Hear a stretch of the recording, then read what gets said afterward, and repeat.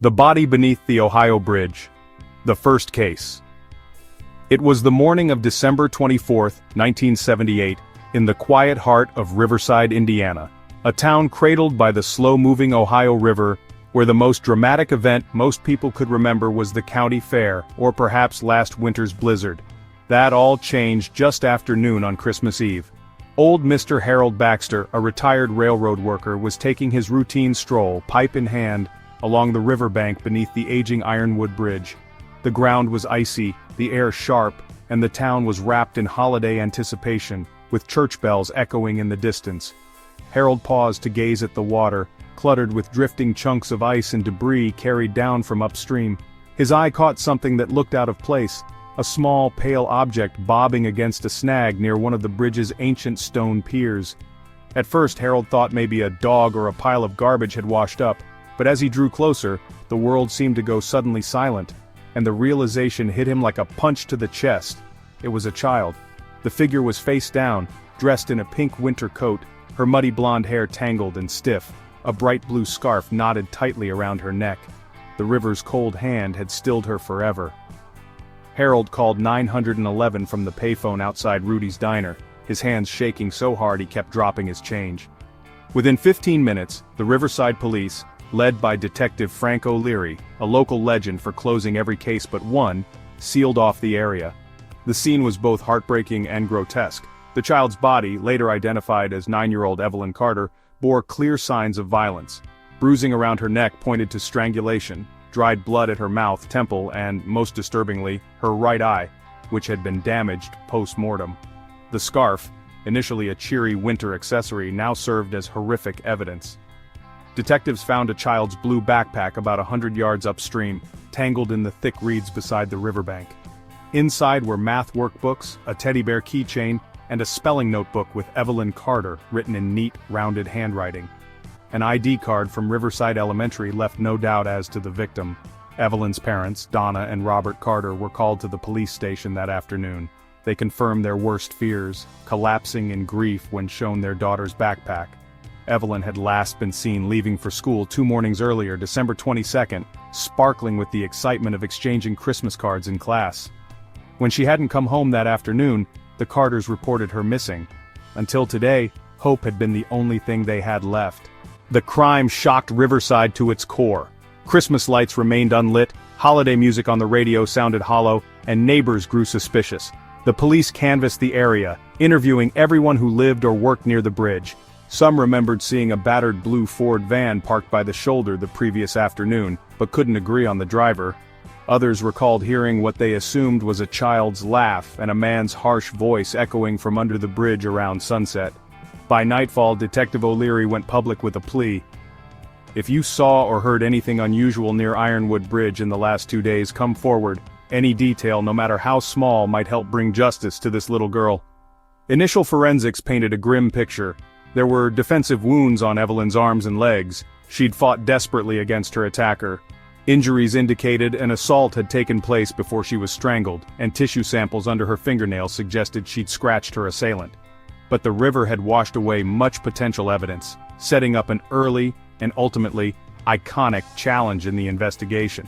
Word spread fast, not just in Riverside but across Indiana. There hadn't been a homicide of this nature in town for decades. Suddenly, parents huddled their children indoors, locked doors even in broad daylight, and volunteers organized neighborhood watches. The Carters were showered with sympathy but also scrutinized. Small towns can turn suspicious in the face of horror. Local newspapers splashed the story on the front page, and reporters from Indianapolis soon descended, chasing quotes and fueling fear. This chilling discovery beneath the Ohio Bridge didn't just mark the loss of an innocent life. It left an invisible scar on the entire community. For the police, and for Detective O'Leary in particular, it was clear. This wasn't the work of a sick prankster or a moment of madness. The brutality, the evidence of planning, and the frigid confidence with which the killer left Evelyn for the river spoke to a mind accustomed to darkness, patient, methodical, and likely to strike again. Before the new year arrived, the task force had its hands full following up dozens of leads: a stranger with a nasty scratch at a nearby service station, rumors about a drifter seen around the Christmas tree lot, even whispers about recently paroled ex-cons, but nothing stuck. Unbeknownst to the town and to the growing pool of grim-faced investigators, this was only the first in a string of horrors that would baffle America for more than a decade, ushering in the legend of the Midwest Reaper. The investigation and early suspects. The iron grip of the law. The days immediately following the discovery of Evelyn Carter's body saw Riverside transform into a town under siege. The snow had barely covered the riverside before police tape, squad cars and television news vans seemed to multiply on every corner. Detective Frank O'Leary, now leading a hastily assembled task force including county sheriff's deputies and a pair of seasoned state police detectives, knew the clock was ticking. Statistically, every hour that passed reduced their odds of catching a predator still close to their first crime scene. The investigation began with the basics, retracing Evelyn's steps from home to her school and back, reconstructing her routine, and interviewing anyone who might have seen her that fateful Friday morning and afternoon. Teachers at Riverside Elementary recalled her in the school holiday concert rehearsal. A classmate remembered seeing her walking alone down Maple Street, clutching her lunchbox and waving goodbye. After that, it was as if she'd vanished into thin air. O'Leary's team combed through every tip, no matter how trivial. They logged the registration numbers of every vehicle parked within a half-mile of the Ironwood Bridge on December 22nd and 23rd, knocked on doors for blocks around, and canvassed the river's edge for physical evidence. In a pre-digital world, they worked the old way. Shoe leather, not computer chips. Meanwhile, downtown, the police station was a hive of activity. A wall-sized map of Riverside was peppered with red pins, sightings, possible witnesses, suspicious vehicles. In the evidence room, the blue scarf, Evelyn's coat, and her water-soaked notebook dried slowly under warm lamps, police hoping for a miracle in the fingerprints or fibers the water hadn't washed away. Within days, 2 names rose to the top of their suspect list, and both provoked anxious whispers across town lines. The first suspect, Michael Randell. Michael Randell was a 42-year-old substitute teacher at the local junior high. He had a reputation for eccentricity. Some even said he was odd, though in a small town, eccentricity was easy to remember, and sometimes unfairly damning. 2 years prior, he had been quietly let go after a parent lodged a complaint about unwelcome attention he paid to a student, though no formal charges had ever been filed. Randall's house sat on Willow Lane, a block from the Carter home, and he drove an aging blue Ford van, a detail that instantly set off alarm bells for Detective O'Leary. When brought in for questioning, Randell appeared calm but evasive, claiming to have spent the whole of December 22nd grading papers at home. He couldn't provide a solid alibi. Still, there was nothing overtly linking him to Evelyn, no physical evidence, and when detectives searched his van and home with a warrant, they found nothing suspicious beyond collections of bird-watching magazines and jigsaw puzzles. Anxiety and local rumor soon did what evidence could not. In the following days, Randall's home was vandalized with graffiti reading "Monster" and "Creep." O'Leary was forced to request patrols outside his residence for his own protection, even as the police themselves quietly shifted focus. The second suspect, Tommy Harris. Tommy Harris, 25, was a more straightforward figure. Harris lived in a rundown apartment above Duke's garage. 7 years earlier, when he was just 18, he had been convicted of sexual assault involving a minor, served time, and was now on probation. Harris's name came up when a gas station attendant reported seeing a man matching his description loitering near the bridge on the afternoon of December 22nd. Brought in for questioning, Tommy was sullen, barely meeting the detective's eyes. He claimed he'd been at his sister's house on the evening in question, helping her decorate for Christmas. His sister confirmed this, though helping really amounted to watching television while she strung lights. Harris consented to a search of his apartment, volunteering a set of clothing he'd worn that week. Investigators found no blood, no fibers, nothing to link him to Evelyn. However, rumors about Harris spread like wildfire. Parents whispered his name as they double-locked doors and pulled children off playgrounds early. Newspapers barely concealed their suspicion under tentative headlines. Local man previously convicted in young girl's death. The damage to his reputation was swift and to many seemed irreversible, even after police officially stated, "Mr. Harris has not been charged at this time." Law's limitations, community's fury. These early phases illustrated a difficult truth. The law worked slowly, carefully, and with more restraint than public opinion ever could. While officers doggedly followed protocol, presumption of innocence, probable cause, search warrants, and Miranda rights, the community's patience wore thin. Town hall meetings grew heated. Some demanded faster, harsher action, even suggesting the old-time justice of decades past. Others begged for police to widen their net, bringing comfort to parents who now flinched at every knock on the door. Detective O'Leary, grappling with pressure from both media and superiors, stood by the process. He reminded his team, "We're not here to hang the first man that fits. We're here for Evelyn, and for every little girl or boy who could be next." As the investigation dragged into January with Christmas decorations still half up, snowbanks blackened by traffic, and anxiety gnawing at every family, the trail for both Randell and Harris cooled. The evidence stubbornly refused to fit. Their movements, though suspicious, did not completely overlap with key witness sightings near the bridge. No fingerprints or fibers matched either man. So the detectives found themselves back at square one, shuffling stacks of eyewitness statements, stretching polygraph tests, double-checking timelines, and listening, sometimes in frustration, sometimes in desperation, to the stories of every outcast, loner, or stranger in the area. The iron grip of the law was very real, for while it could catch, it would only hold with proof, not prejudice. Yet the killer who had so cruelly snuffed out Evelyn Carter was still at large, perhaps watching, perhaps already planning the next Christmas Eve, somewhere just out of sight. Riverside, Indiana, would never be the same again. Psychological pressure, and the tragedy of a suspect's suicide. By early January 1979, just as Riverside's grief over Evelyn Carter's murder began to congeal into a silent, simmering fear, another, quieter tragedy began to unfold. A tragedy born from suspicion, gossip, and the crushing weight of being wrongly accused. Frank Joseph was almost an institution in Riverside. At 51, he'd spent his entire life in this Hoosier town, working the midnight shift as the senior attendant at the Gulf service station on Main Street. He was known for his thick mustache, endless stories about high school football glory, and his willingness to spot a neighbor $5 until payday. Some folks called him Uncle Frank. For decades, he'd been invisible in the best way, part of the furniture. That was until someone remembered seeing a man in a grease-stained blue coverall, a look Frank wore daily, near the Ironwood Bridge on the evening Evelyn Carter vanished. It began innocently enough. Frank's name came up during a routine police canvass. No evidence, just a single vague sighting. The police dutifully questioned him. Frank, earnest to a fault, offered his alibi. He'd worked late at the gas station, clocked out after midnight, then drove home. Records checked out. Security camera footage from the station's grainy, time-stamped reel showed him behind the counter at the supposed time of the crime. The police, seeing no reason to dig further, moved on. But in a small town frightened by the specter of a child killer, fear is never rational, and rumor is a disease. One barstool conversation led to another. Someone overheard the station guy had been questioned, then misheard someone else say he couldn't prove where he was, and by the following week, Frank Joseph's name was being whispered at church, in supermarket lines, and worst of all, in the ears of his friends. The churning rumor mill caught fire one bitterly cold night. At a local bar, after one too many, Frank tried to brush off his anxiety with a dark joke. "I guess maybe I'm your boogeyman, look at me." It was meant to diffuse tension, but what people heard was confession, not irony. Soon, Frank was a pariah. Some customers refused to stop for gas if he was on duty.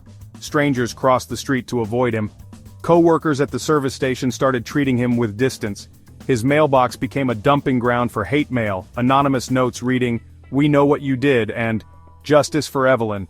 Even the neighborhood kids he'd watched grow up were told to avoid that man from the station.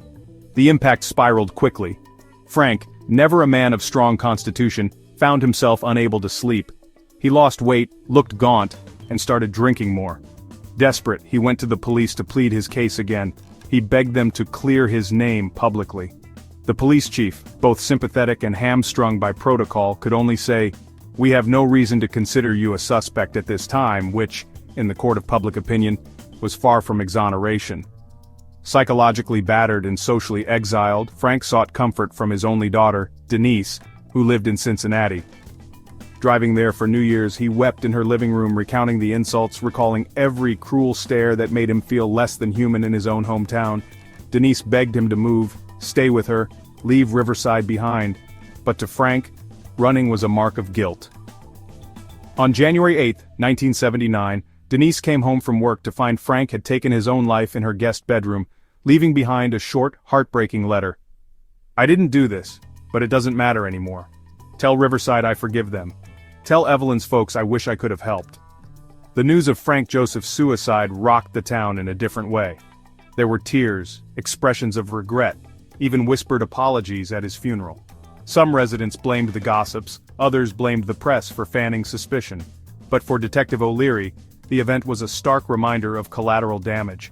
Not every casualty of a heinous crime is listed in police reports. The fear and rage that followed Evelyn's murder had claimed a new victim, one who had never even met the little girl he was accused of harming. For weeks after, Riverside existed in a state of self-inflicted shame. Local paper editorials pleaded for civility and restraint, yet fear still clouded reason. Even as the hunt for a real predator carried on, the memory of Frank Joseph's fate became a haunting lesson. In Riverside streets, the phrase, "Remember Frank," lingered as a warning, a signal of how quickly a normal life can be destroyed by suspicion, and how tragically wrong a community can be in its hunger for answers. And somewhere beyond the reach of Riverside's anxiety, the true killer, the Midwest Reaper, watched and waited to strike again. The wave of disappearances fear grips the Midwest. If Riverside's shock at Evelyn Carter's murder was profound, what followed in the next few years was nothing short of a community-wide unraveling of trust. It started as a trickle, then became an epidemic. By the spring of 1980, the Carter case remained unsolved. Cops throughout Indiana, southern Ohio, and northern Kentucky kept an ear out for anything remotely resembling the murder by the Ohio River. The FBI, now watching the region, noticed a disturbing trend. More children, mostly girls but some boys as well, were vanishing seemingly at random from small towns along the Ohio Valley. First went 13-year-old Jamie Wilkins in Jeffersonville, Indiana. She disappeared walking home from soccer practice. Her cleats and water bottle were later found by a drainage ditch 2 blocks from a railroad crossing. 2 months later, 11-year-old Cassie Mayfield vanished from a county library in Louisville, Kentucky. Her bicycle was discovered chained neatly outside, books still in its basket. Then, in Oxford, Ohio, it was 10-year-old Michael Gray, last seen on his way to a friend's birthday party after school. In each of these early cases, frantic searches unfolded. Dogs, helicopters, local men combing woods and cornfields. But the missing children were simply gone. Parents across the Midwest responded with terror.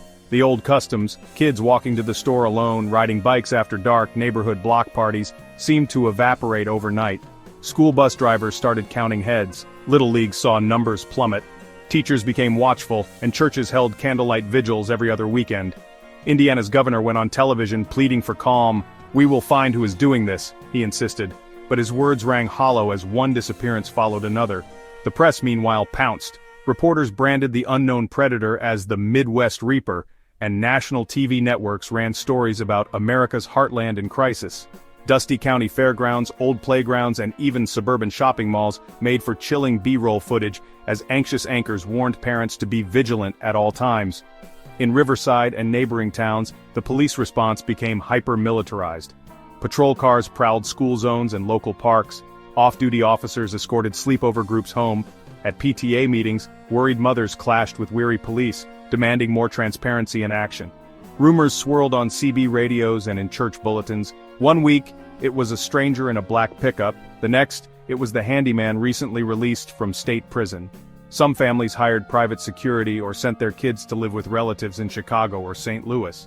Despite this, the disappearances didn't slow. June 1982, Sarah Klein, 12, vanished from her grandmother's front porch in Aurora, Indiana. September, Max Greenfield, 8, last seen at a lemonade stand in Covington, Kentucky. December, Andrea Ruiz, 14, never came home from volunteer work at her church's soup kitchen. The pattern was almost chilling in its randomness. Different ages, backgrounds, neighborhoods, and states, but each with eerie echoes of Evelyn Carter's case. Some left behind backpacks, others jackets, a trail of half-eaten snacks, or an upturned bicycle. Sometimes a scrap of clothing was found snared on a barbed wire fence at the edge of a cornfield. Sometimes nothing at all. Within the police departments, frustration reached a boiling point. County detectives met in secret with FBI behavioral profilers in windowless rooms, poring over maps studded with color-coded pins. Theories abounded: a lone drifter, a traveling salesman, a truck driver passing through the region. Forensic labs were swamped with trace evidence, fibers, hairs, bits of clothing, but the idea of DNA matching was still on the fringe. At the time, forensics meant fingerprints, blood types, and luck. The killer, it seemed, had an uncanny ability to leave little for science to find. Then, bodies began surfacing. In October 1982, duck hunters in the Whitewater River marshes just outside Brookville, Indiana, discovered the skeletal remains of a child. Dental records revealed it was Jamie Wilkins, missing for more than 2 years. The body held the same disturbing signatures as Evelyn Carter's, ligature marks that pointed to strangulation, multiple stabbing wounds, and post-mortem mutilation. Over the next 3 years, at intervals unpredictable and haunting, more remains were found. Some never identified, some heartbreakingly linked with missing children through necklaces, birthmarks, or patched-up jeans. For local communities, the horror metastasized into bleak routine.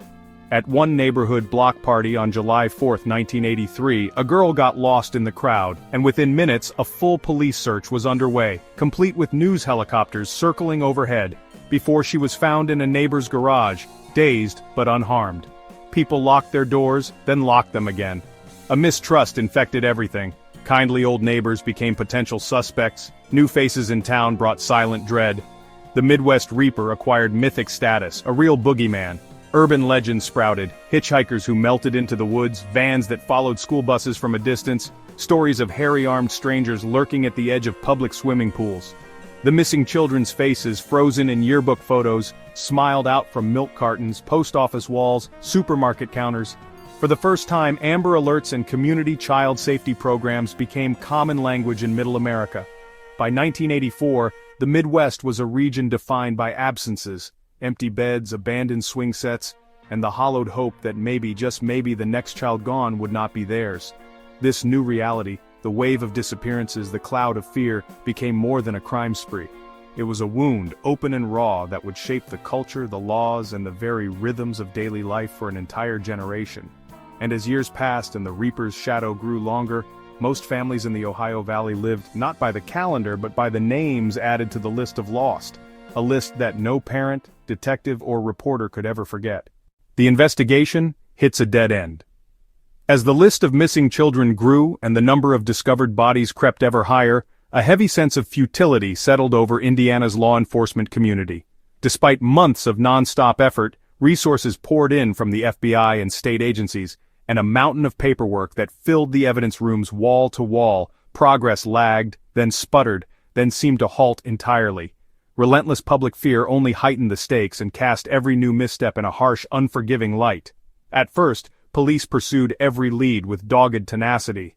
Whenever a tip came in, no matter how small, a squad car or two would speed out, turning over rocks, questioning neighbors, combing alleyways and farmhouses, searching the muddy banks of creeks where someone thought they'd seen a lost shoe or a scrap of fabric. But so many leads turned out to be dead ends. One witness insisted she'd seen a man with a limp dragging a child into a van. Another swore a neighbor's son was acting strange. In a climate of tension, suspicion blanketed the Midwest, and even the most eccentric residents found themselves under the magnifying glass. Often the whirlpool of investigation pulled in the wrong people for the wrong reasons. A local man with developmental delays who had trouble explaining his whereabouts, or a loner who spent too much time wandering the woods. Several were taken in, questioned for hours in poorly lit rooms, tape recorders spinning, detectives firing question after question. Sometimes, under pressure, the vulnerable men confessed to things they hadn't done, details that, under further review, didn't match the realities at the crime scenes. Police transcripts bulged with these false starts, their pages a painful testament to desperation and the quicksand of human error. In the spring of 1983, the Riverside Task Force began collaborating with state crime labs and the still nascent field of behavioral profiling. FBI specialists flew in from Washington, holding late-night meetings in borrowed conference rooms, poring over maps spotted with colored pins and index cards listing the scant similarities among each case. Stripes of duct tape, types of knots, the peculiar pattern of injuries left on the bodies. For every potential breakthrough, science and circumstance seemed to block the way. Rivers washed away hair and fibers, rural dump sites baked evidence under the sun. No fingerprints, no conclusive fibers, no one detail to connect victim to killer beyond the horror itself. The agony of inefficacy was worst for the investigators themselves. Old-school cops clashed with federal analysts, arguing about the value of hunches versus statistics. Files were copied, cross-referenced, and shifted from one jurisdiction to another, but in the end, collaboration only highlighted how easily a clever criminal could elude a patchwork system. County borders became boundaries for clues, not bridges between them. Media demanded daily updates, and mayors made television appearances to quell panic. But as months bled into years, The public grew cynical, then quietly resentful. Families felt the brunt of this paralysis most. For them, every week that passed with no answers was another inch caved in from the inside. Candlelight vigils grew more somber. Parents gave up on daily phone calls to the detective, expecting bad news, or worse, no news at all. Support groups, at first bustling with hope and volunteers, became circles of drained mothers and red-eyed fathers, trading stories of heartbreak and sharing rumors from the grocery store bulletin board. By late 1984, the phrase, "going cold," had become the bitter hallmark of the case files.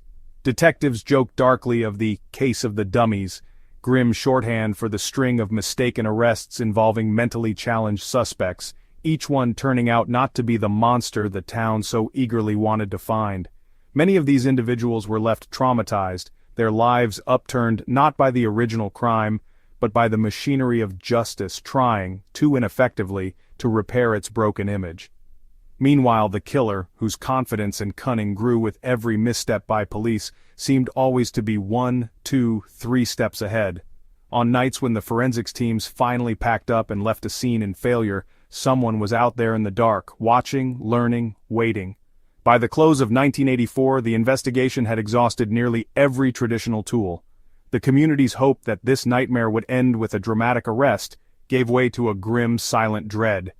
Maybe this was a new kind of evil, the sort that couldn't be stopped by hard work, good intentions, or even the most modern science of its time.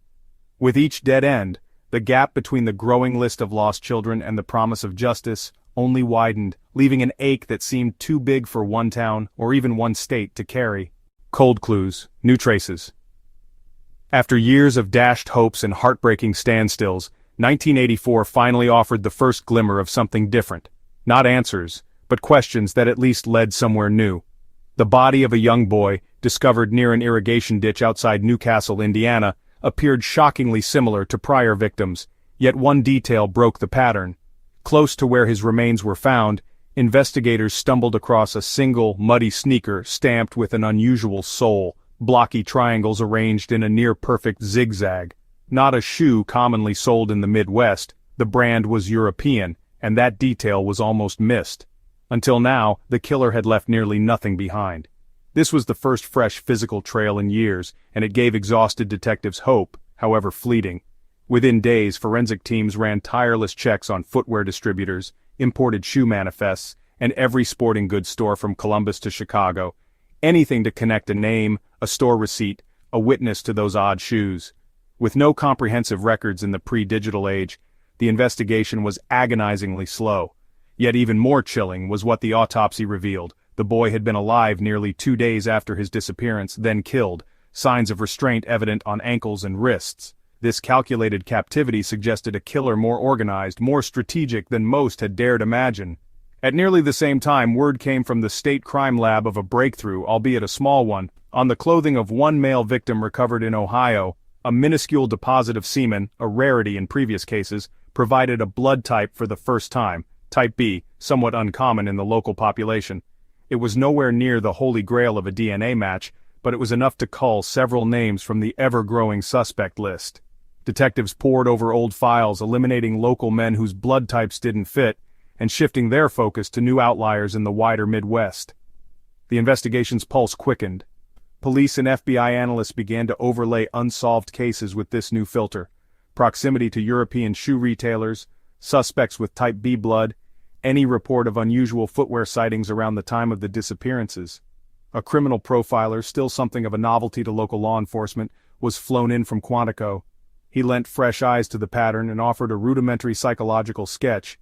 The killer was likely male, older than the victims by a generation, methodical, possibly educated or employed in a field requiring precision, and, most chillingly, someone who could move about unnoticed, blending seamlessly across county lines. Even with science inching forward, every step only seemed to remind the task force of what remained out of reach. The rivers and forests of southern Indiana and Kentucky weren't just crime scenes. They were traitors, scrubbing evidence clean, scattering fibers, dulling bloodstains with rain and time. A single misstep, a fingerprint smudged, a footprint destroyed by late spring mud, could cost another year of waiting and guessing. In a small conference room stacked with press clippings, law books, and dog-eared Polaroids, The faces of the missing children stared from the corkboard. The new clues were pinned among them with trembling hope. Officers left notes. Check type B donors at Red Cross blood drives, interview shoe importers again, ask school bus drivers about strangers in foreign sneakers. For families, the influx of new evidence dredged up old pain. Hopes rose each time the detectives announced a major break, only to be dashed again as weeks bled into months with little to show but a few shoe impressions and a blood type shared by thousands. Some locals criticized the renewed emphasis on forensics, demanding more manpower on the streets. Others clung to every update, hoping one more test or one more interview would finally trigger the avalanche. Rumors spread that the killer was a foreigner, or a wealthy outsider, or even a well-respected member of the community with a secret life. Fear morphed into paranoia, the kind that turned friends into suspects and neighbors into informants.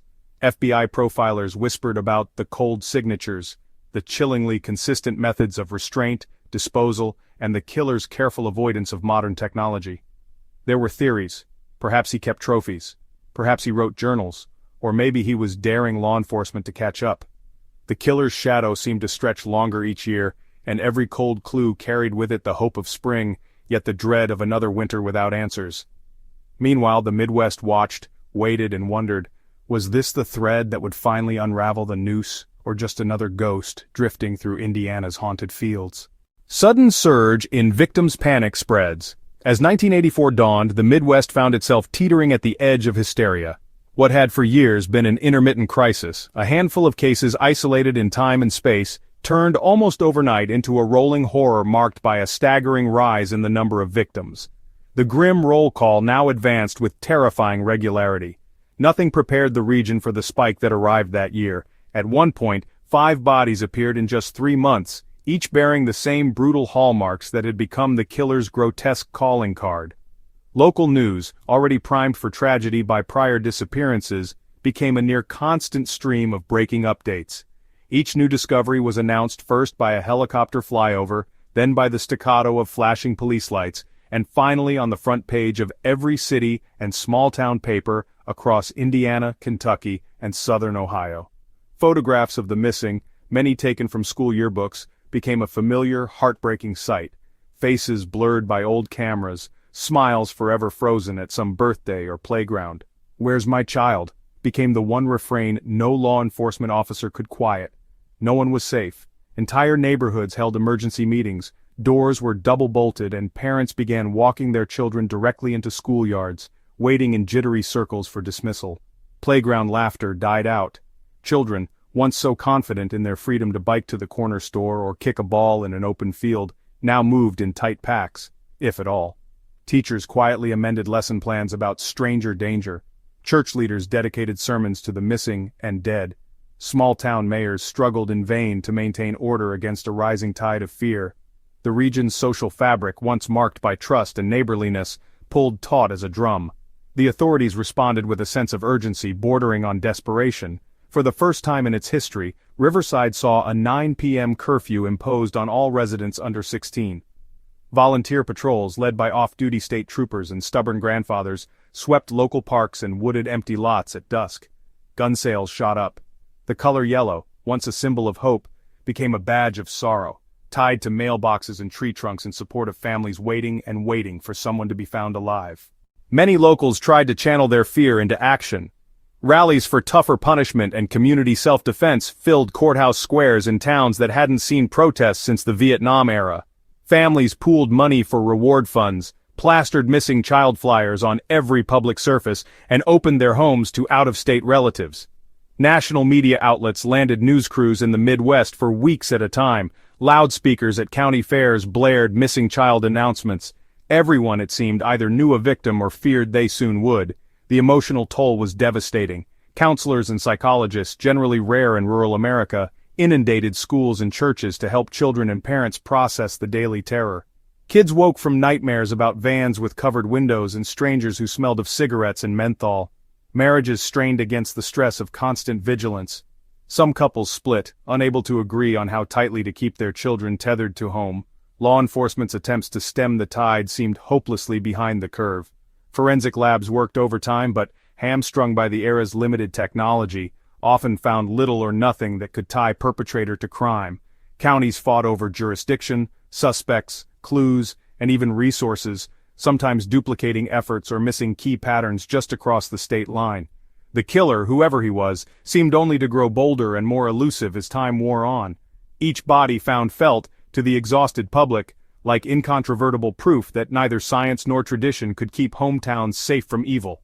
By summer's end, the panic in the Midwest was nearly total. Every loss added new names to the ranks of the traumatized: siblings who stopped speaking, parents who lost jobs while searching, friends who quietly wished they had moved away before it all began. People began ignoring the calendar altogether, living by the rhythm of mournful processions and candlelight vigils, measuring time only in the spaces between one tragedy and the next. Every shadow brought suspicion, every knock at the door, dread, and every unclaimed backpack or shoe, the haunting possibility of another child lost. Cunning, elusiveness, and the masterful deception.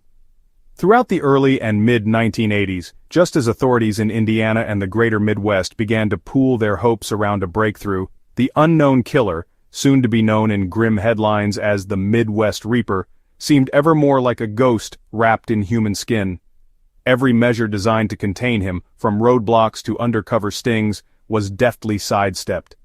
The perpetrator displayed a level of cunning that was both infuriating and chilling.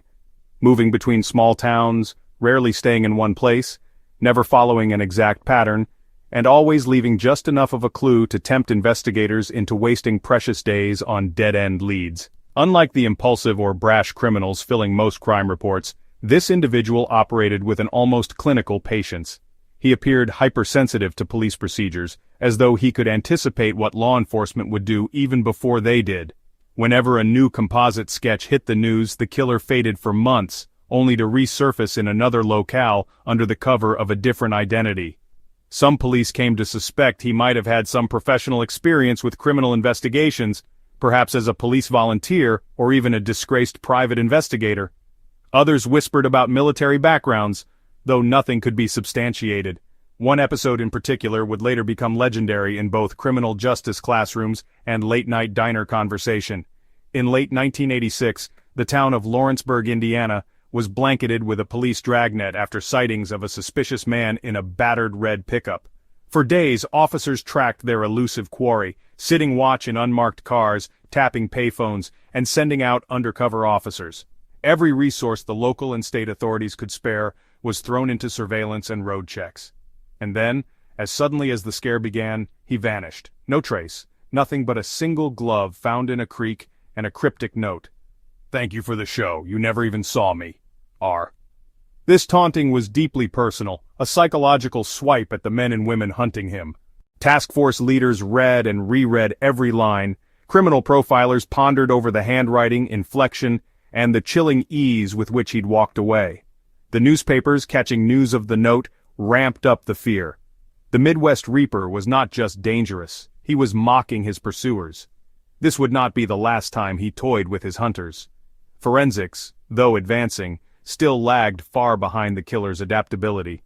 When finally arrested once, during a random traffic stop in 1988, the suspect, fitting some descriptions given by witnesses, was found with rope and duct tape in his trunk. His demeanor was polite, carefully bland. By that time, rudimentary blood typing tests and eyewitness inconsistencies allowed his lawyer to secure a release within days. Later, a handful of key evidence samples would be discovered missing, presumed lost or mishandled in the shuffle between rural departments. The luck, or perhaps fate, that followed the killer became a thorn in the side of every detective on the case. He used false identities, forged vehicle registration papers, and carefully studied regional news, changing his appearance and habits after every close call. Neighbors and local business owners who remembered odd faces realized, often too late, that the man they'd seen a week earlier was already gone, replaced by another alias and another subtle shift in his routine. This masterful evasion not only frustrated law enforcement, it drove the community to despair. People began to question whether it was even possible to catch someone who seemed to be reading from the investigator's playbook. Rumors persisted that he had a confidant, or even moles within law enforcement, though nothing was ever proven. Rural training made him hard to trace. Years of calculated anonymity let him slip through every net cast in his path. Ultimately, it was not just the killer's crimes that haunted the Midwest, but his shadow. The sense that no matter how hard the community locked down, no matter how vigilant parents became, there was always someone moving just out of reach, watchful, silent, and uncatchable, until fate finally tired of his games. The last victim, and the decision to expose the Reaper. As the Midwest's collective nerves frayed, the year 1990 brought both staggering grief and an unexpected turning point. It was early November, hunting season just beginning, when the disappearance, and subsequent murder, of Veronica Costa upended all that had come before. Veronica was a vivacious 17-year-old, the pride of her tight-knit Hispanic family, and well known throughout her Bloomington neighborhood for her academic drive and generous spirit. Her abduction was different. She was older than the Reaper's most common victims, and more streetwise, which suggested either a brazen new approach or a deepening confidence on the part of the killer. The investigation had grown colder and more fragmented each year, but Veronica's case was immediately different. Within hours, her crying mother was on TV, her photograph was everywhere in southern Indiana, and communities organized search brigades with unprecedented speed. Indiana State Police coordinated with the FBI and local volunteers to comb the autumn woods near Hoosier National Forest, where Veronica's car had been found abandoned. For the first time, the hunt felt urgent and personal, as if the Reaper had finally gone too far. What investigators noticed right away was a handful of fresh and unusual clues. Witnesses at a nearby gas station recalled a lanky, bespectacled man loitering in the parking lot that evening, nervously fiddling with a black leather satchel. Others recalled a vehicle, an old navy blue sedan with out-of-state plates, lingering at stoplights along the main road, a detail that had been previously reported in another still unsolved abduction case. More than that, detectives found a dropped eyeglass lens near where Veronica's car was discovered, along with a slip of notepaper bearing library call numbers. It didn't take long for profiler teams to start connecting dots. The man's description closely fit composites from years of witness reports: a tall, thin, neatly dressed middle-aged white male, always with glasses and some sort of satchel or briefcase. FBI analysts, using what few strands of physical evidence they had gathered, cross-checked fingerprint fragments and fiber samples with new computer programs, pushing the limits of early 90s forensic science. This time, they also reached out to schools, libraries, and local businesses in multiple towns, tracking anyone whose habits and social awkwardness matched the composite. Gradually, a name rose to the top: Richard "Rick" Chandler, a substitute teacher and county library employee whose work took him through dozens of rural communities. For days, police discreetly surveilled Chandler, following his every move for signs of preparation or predation. He stuck out in subtle but telling ways. An irregular work schedule, vague references about travel and job interviews, eccentric interests in child and adolescent psychology, all wrapped up in a carefully curated air of normalcy. Detectives also discovered that Chandler had purchased a pair of rare European running shoes, the brand identified years before at another crime scene, through a mail-order catalog. The final trigger came when officers observed Chandler attempting to approach a young boy waiting alone at a Greyhound bus station.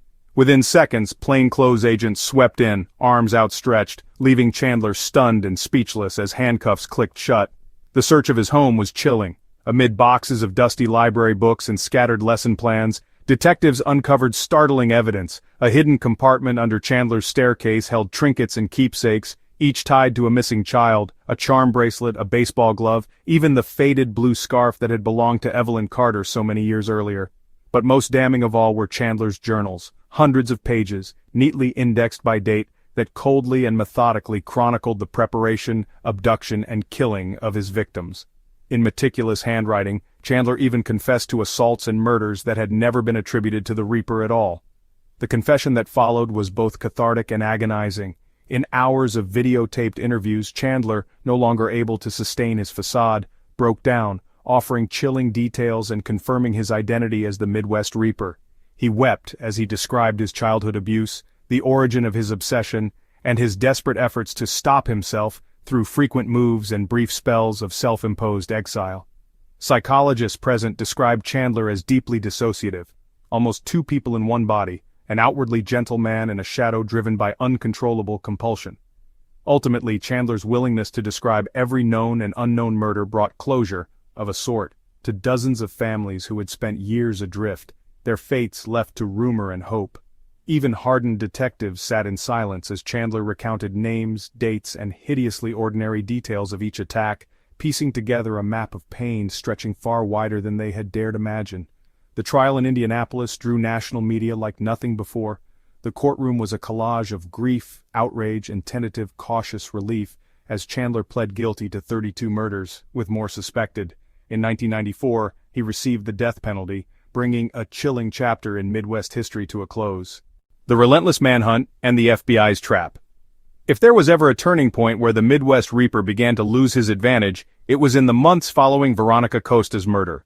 By now, the combined pressure of years of fruitless investigations, public outrage, and an ever-growing media circus had become almost unbearable for law enforcement.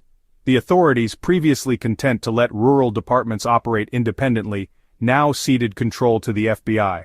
What followed was nothing like the half-measure task forces of the past. This was coordinated, methodical, and for the first time, personal. A specially selected team of agents with experience chasing the likes of the Zodiac and Green River Killers arrived in Indiana. They set up an operations center in a windowless corner of the state police headquarters, papering the walls with maps, timelines, and the faces of dozens of missing children. Gone were the days of intuition-driven, seat-of-the-pants policing.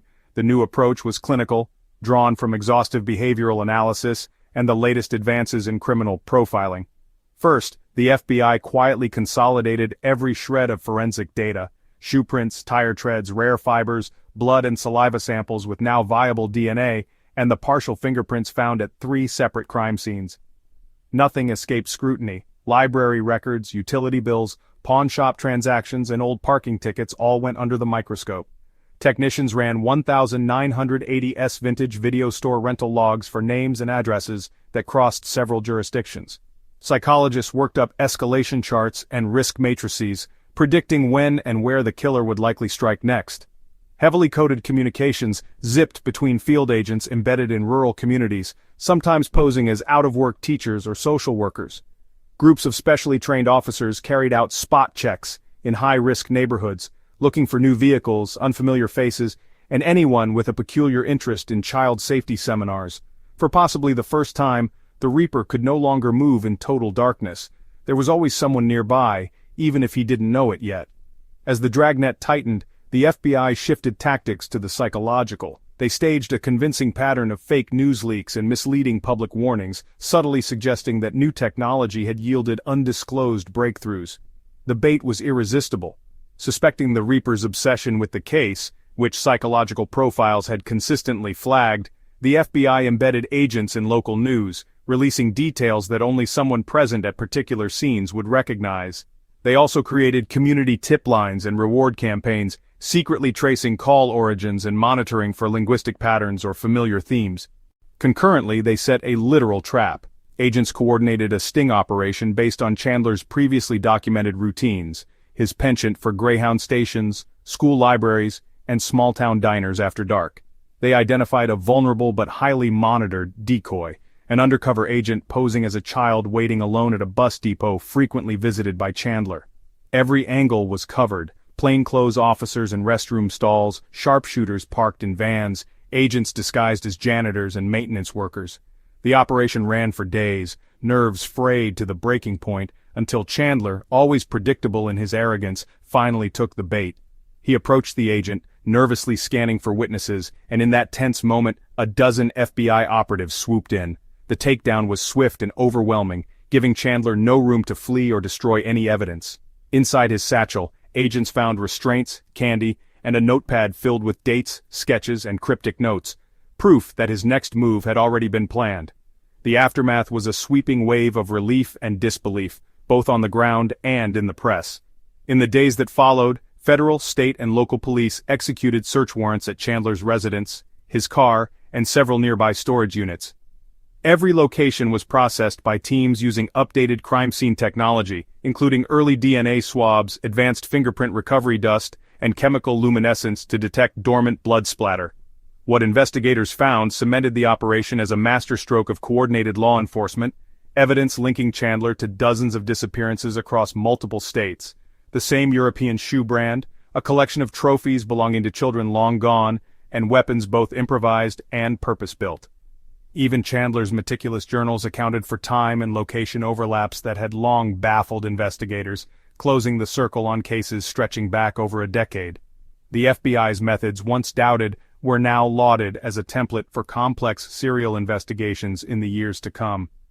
Behavioral analysts testified to the importance of precision and patience. Interagency cooperation, once hampered by rivalry, had proven essential when combined with the right technology and a willingness to think as methodically as the killer they hunted. For Chandler, the game had ended not with a flourish, but with a single careless indulgence and the relentless weight of dozens of victims finally, inexorably, bearing down on him. For the Midwest, for the families and communities left ravaged by one man's darkness, it was the first flicker of hope after a long, agonizing night, proof at last that no predator, no matter how cunning, could elude justice forever. Chilling confessions, and the trial of the century. The drama in the Midwest didn't end with Richard Chandler's arrest. In many ways, it had only just begun. The arrest unleashed a torrent of hidden horrors, but nothing could prepare investigators, attorneys, or the public for the grim spectacle that would follow, the most sensational criminal trial the region had ever known, and one of the most disturbing in modern American memory. After days in isolation and initial silence, Chandler requested to speak to the lead investigator and his own newly appointed defense attorney. What began as a trickle of admissions soon became a flood, as Chandler, visibly exhausted and haunted, began to recount every grisly detail of his crimes. Sitting in a windowless interview room surrounded by detectives and prosecutors, many themselves visibly rattled, he calmly listed names, dates, and places, sometimes pausing as if to relive each event, sometimes weeping without warning, at other times eerily detached. Each confession fit pieces of unsolved cases across Indiana, Kentucky, and Ohio. Families who had spent more than a decade begging for closure suddenly learned the worst. Almost every missing child whose face had haunted the Midwest was gone, and Chandler could recite how and why, as though reading grocery lists from memory. Psychologists observing the sessions alternated between horror and professional curiosity. Chandler described his compulsion with chilling indifference, the careful planning, the urge that built up for months, the ritualistic collection of trophies. He detailed his ability to blend in by mimicking small-town mannerisms, shifting his accent, and even forging friendships with local clergy and educators, all to study the routines of his intended victims. He referenced traumatic events from his own childhood that, he claimed, marked the start of his obsession, but was cagey about the veracity of these memories, sometimes correcting himself, sometimes lapsing into a near catatonic state when pressed about certain moments. As the confessions grew in number and detail, prosecutors knew they were handling not just a criminal but a living archive of trauma for an entire region. They documented every session, forming the most comprehensive case file ever assembled in Indiana's judicial history. For weeks, an entire team sorted through Chandler's rambling self-incriminations, linking fingerprints, meticulously cataloged souvenirs, and Chandler's handwritten journals, which recounted in chilling prose the events of every abduction. The trial preparation itself was an undertaking unlike any before. Victim support counselors met with bereaved families to ready them for potentially heart-shattering testimony and graphic evidence. Court security increased tenfold as hundreds came to pack the halls outside the courtroom, many hoping for a glimpse of closure or of the man who had haunted their towns and dreams. National news networks set up live broadcasts. Authors, documentarians, and armchair detectives flocked to Indianapolis, some even camping outside the courthouse in the hope of a front-row seat to history. Prosecutors faced a painstakingly difficult task, making sense of the mountains of evidence and confessions, summarizing years of cross-jurisdictional horror into a narrative a jury could grasp. The defense, meanwhile, leaned heavily on mental illness, and the myriad personality disorders cataloged by the psychiatric experts called in to examine Chandler, suggesting that while his capacity for murder was clear, his control and intent were forever clouded by irreparable damage. Echoes, lessons, and the fate of a family. The fallout from Richard Chandler's conviction sent ripples far beyond the individual tragedies he inflicted. While the communities of the Midwest struggled to process years of unhealed wounds, the reverberations of his crimes forever altered the landscape, not just of those small towns but of American justice, psychology, and even family dynamics in the public eye. Chandler's family, once considered just another hard-working, unremarkable household, found themselves thrust unwillingly into the harshest glare of public scrutiny. His wife, long burdened with suspicion and now desperate for distance, initiated divorce proceedings within weeks of his sentencing. The couple's only daughter, a college student in Ohio at the time of his arrest, quietly changed her last name, hoping to sever all ties to her father's monstrous legacy. Friends, neighbors, even distant relatives reported that the stigma of the Reaper hung over them like a thick, unshakable shadow. There were hate letters, instances of vandalism, and endless invasive questions from reporters and the morbidly curious. Their house was eventually sold at a loss. One local real estate agent described it as impossible to market. Who'd want those ghosts? In the broader sense, the Chandler case became a touchstone for academics and law enforcement. Universities across the U.S. developed new coursework around criminal profiling, trauma response, and the systemic failings that let serial predators operate undetected for so long. Psychology departments dissected Chandler's background, scrutinizing childhood trauma, the duality of his charisma and calculated cruelty, and the shocking banality of his day-to-day life among unsuspecting neighbors. His journals and taped confessions became required material in both forensic seminars and ethics classes, a chilling reminder that monsters often come wearing the mask of the familiar. At the same time, state and federal lawmakers responded to public outrage by bolstering standards for interagency communication, child safety protocols, sentencing guidelines, and victim support services. The case forced real lasting reform, creation of multi-state information networks, the tightening of parole for violent offenders, and the popularization of Amber Alerts and community watch programs. Influential parents' coalitions, born out of vigil-lit meetings and support groups, lobbied for stricter laws on child endangerment and better funding for crisis counseling, ensuring that future families would be less isolated in their grief and fear. But the most enduring lesson was as old and haunting as any. Evil can hide in plain sight. For the people of Riverside and the surrounding Midwest, the memory of the Reaper lingered in 1,000 small ways: empty seats at dinner tables, silence on once bustling playgrounds, and the reflexive wariness that shadows an entire generation. Local schools revamped curricula, teaching children as young as kindergarten about personal safety, trust, and the importance of speaking up when something felt wrong at home or on the street. Churches and civic groups organized yearly memorials, both to mourn the lost and to remind themselves of their shared duty to protect the innocent. Despite time's passage, some families found closure in Chandler's final, detailed confessions. Others refused solace, insisting that not all wounds can be cauterized by prison walls or even death row. For Chandler's own family, the hope was simply to begin the slow, uncertain work of reclaiming what pieces of normal life, fate, and infamy had left behind. In the end, the saga stood as a brutal parable, a story of vulnerability, vigilance, and resilience in the face of unimaginable darkness. Generations would move on, but the lesson would echo: the worst horror isn't just that monsters exist, it's that we must always be ready to protect ourselves and each other, even when those monsters bear the faces we think we know best.